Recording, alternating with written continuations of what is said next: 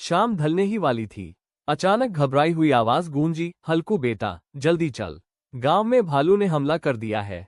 हल्कू सन रह गया। माँ का चेहरा डर से पीला पड़ चुका था। गांव की तरफ से धुआं उठ रहा था। लोग इधर उधर भाग रहे थे। जंगल से भटक कर आया भालू झोपड़ियां तोड़ रहा था और कई लोगों को घायल कर चुका था। हल्कू ने एक पल भी नहीं सोचा।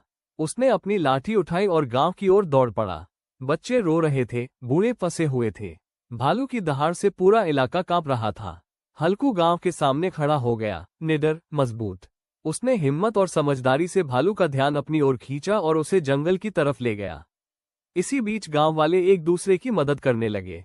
कुछ देर बाद वन विभाग के कर्मचारी पहुंच गए। गांव बच गया। उस रात किसी की आंखों में डर नहीं था, क्योंकि एक बेटा उस आवाज पर दौड़ पड़ा, हल्कू बेटा, जल्दी चल। शाम ढलने ही वाली थी। अचानक घबराई हुई आवाज गूंजी, हल्कू बेटा, जल्दी चल। गांव में भालू ने हमला कर दिया है। हल्कू सन रह गया। माँ का चेहरा डर से पीला पड़ चुका था। गांव की तरफ से धुआं उठ रहा था। लोग इधर उधर भाग रहे थे। जंगल से भटक कर आया भालू झोपड़ियां तोड़ रहा था और कई लोगों को घायल कर चुका था। हल्कू ने एक पल भी नहीं सोचा। उसने अपनी लाठी उठाई और गांव की ओर दौड़ पड़ा। बच्चे रो रहे थे, बूढ़े फंसे हुए थे।